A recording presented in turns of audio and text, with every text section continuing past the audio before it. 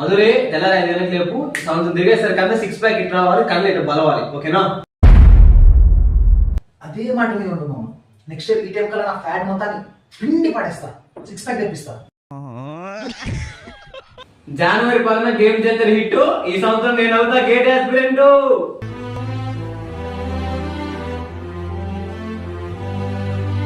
Ramesh, business వెళ్దాం, business వెళ్దాం అంతే.